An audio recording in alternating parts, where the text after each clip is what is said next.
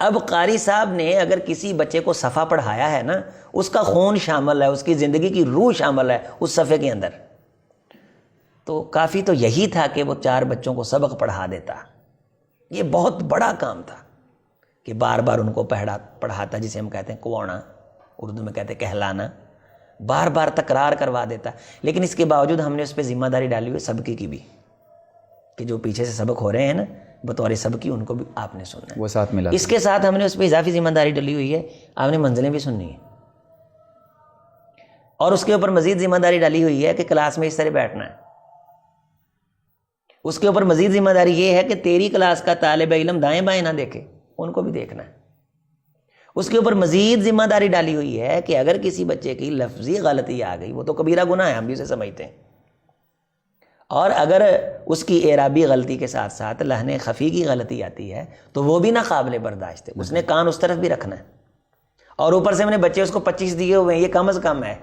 اللہ، زیادہ سے زیادہ تو مجھے یہ بھی ایک ادارے کے بارے بتایا گیا کہ وہاں کے قاری صاحب ہیں، ایک استاد ہیں، اور ان کے پاس 100 بچہ ہے، 100 بچہ ہے۔ اچھا جی، یہ ساری جو ذمہ داری وہ ادا کر رہے ہیں، اور اس کو ہم نے نچوڑ لیا ایسے، اس کے بعد وہ کلاس سے نکلتا ہے، یوں کر کے وہ انگڑائی لیتا ہے، تو کوئی نہ کوئی بابا وہاں کھڑا ہوتا ہے، لو جی انہوں نے مسیتے کھڑے ہونے دے نہیں پتا ہے گا، وہ بھی اعتراضات ہیں، پھر اس کا بھی اس نے سامنا کرنا، اس کا بھی ازالہ۔ اگر 2 بچے وہاں کھیل رہے ہیں، انہوں نے کوئی شرارت کر لی ہے، اب وہ ساری تہذیب ہمیں سکھاتا ہے جس کی گھر میں نہیں سنی جاتی، اب اس قاری صاحب نے اس کا بھی سامنا کرنا ہے۔ پیچھے اس کے بچے ہیں، وہ تو چلو پتہ نہیں ہیں کہ نہیں ہیں، پتہ نہیں یہ بیچارہ انسان بھی ہے کہ نہیں، ہمارے معاشرے کا یہ المیہ ہے نا، کو پیچھے اس کے معاملہ وہ بھی اس نے دیکھنے کہ نہیں دیکھنے۔ فون آ گیا، والدہ کا آ گیا، بہن کا آ گیا، بیٹے کا آ گیا، فون کیوں سنیں؟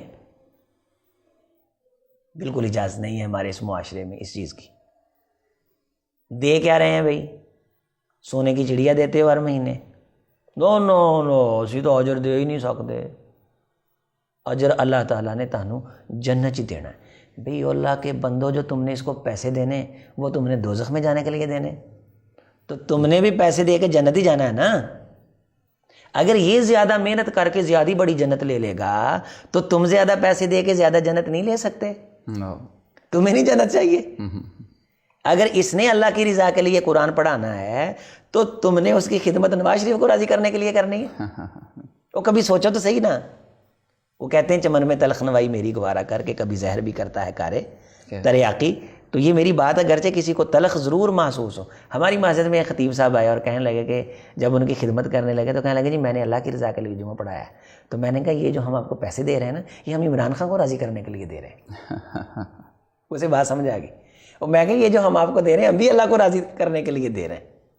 آپ نے تو اپنے آپ کو بچا لیا یہ کہہ کے کہ میں تو پیسے نہیں لوں گا، میں تو اللہ کو راضی کرنے کے لیے آیا ہوں۔ تو ہم کس کو، ہمارے لیے پھر آپ نے کیا چھوڑا ہے؟ کیا ہمارا جی نہیں کرتا ہم اللہ کو راضی کریں؟ اللہ کو راضی، تو ہم نے بھی آپ کی خدمت اللہ کو راضی کرنے کے لیے ہی کرنی۔ کاش قاری صاحب اللہ کو راضی کرنے کے لیے پڑھائیں، اور انتظامیہ اللہ کو راضی کرنے کے لیے اس کی جتنا ہو سکتا ہے خدمت کرے، قاری صاحب جتنا ہو سکتا ہے زور لگائے۔ ہمارے معاشرے کے اندر ہیرے ہیں جو ہم تراشیں تو وہ کائنات کی قیادت کے فرائض سار انجام دیں۔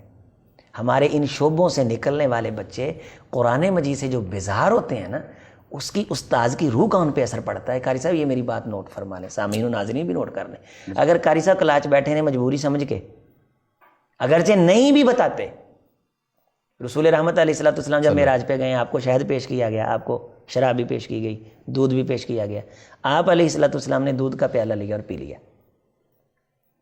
وہاں فرشتے نے رسول رحمت علیہ السلام سے کہا کہ اگر آپ شراب کا پیالہ پکڑ لیتے فغاوت امت، تو آپ کی امت گمراہ ہو جاتی۔ اب امت تو نیچے ہے، امت کون سا دیکھ رہی ہے کہ رسول صلی اللہ علیہ وسلم نے وہاں کون سا پیالہ لیا۔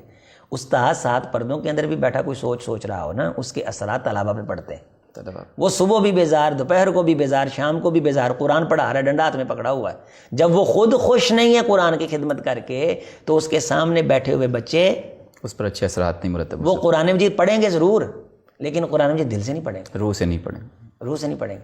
ہم نے اس کی روح کو بے چین کیا ہوا ہے, مضطرب کیا ہوا ہے, منتشر الخیال کیا ہوا ہے. کبھی وہ ادھر دیکھتا ہے, کبھی ادھر دیکھتا ہے, اور کبھی وہ گھر کو سوچتا ہے, کبھی معیشت کو سوچتا ہے, کبھی اپنے فیوچر کو سوچتا ہے, اور بیٹھا ہے سامنے, تھوڑی دیر کے بعد وہ پھٹی کھڑکا دیتا ہے, بچے یوں یوں کر کے ہل لیتے ہیں, اور پھر ایسا وہ اوپر چھا کر کے بیٹھا ہے کہ جس طرح نعوذ باللہ بچے قرآن مجید نہیں پڑھنے آئے, جیسے کوئی سزا بھگتنے آئے ہوئے. ٹانگ سیدھی نہیں بچہ کر سکتا. کیوں بھائی, تم نے گوڈے پہ کیوں بٹھانا؟ یہ کس نے یہ طریقہ ایجاد کیا ہے؟ تو آپ بچوں کو بھی ریلیکس رکھیں, خود بھی ریلیکس رہیں. یہ سب کچھ تب ہوگا جب ہم ایک دوسرے کے درد کو محسوس کریں گے. قاری صاحب جو ہیں ہمارے شعبہ حفظ کے اساتذہ ہیں, ہمارے سر کا تاج ہیں, ان کا درد ہمارے دل میں ہے. ہم یہ چاہتے ہیں کہ ہم ان کے بارے کوئی نہ کوئی لوگوں کو بریف کریں, لوگوں کی رہنمائی کریں, اور ان کے وظیفے کے بارے ہم ایک باقاعدہ مہم چلائیں. ان کے وظیفے کے بارے ایک مہم چلائیں, ان کی خدمت کے بارے, ان کے حق الخدمت کے بارے ایک مہم چلائیں. اب جس کو 2 جملے کہنے آ جاتے ہیں, اس نے تو وہاں بھی پروگرام کیا, قاری صاحب وہاں سے 5000 مل گیا, وہاں سے بھی 10000 مل گیا, رنگ برنگے کھانے بھی کھا لیے. یہ بیچارہ صبح سے لے کے شام تک بیٹھا ہوا ہے, اور خالصتاً قرآن کی خدمت کے لیے بیٹھا ہوا. اگر اس کے بارے نہیں نا سوچیں گے, تو جب یہ بیزار ہو جائے گا, تو اصل ہماری بنیاد اور راس جو ہے وہ شعبہ حفظ ہے.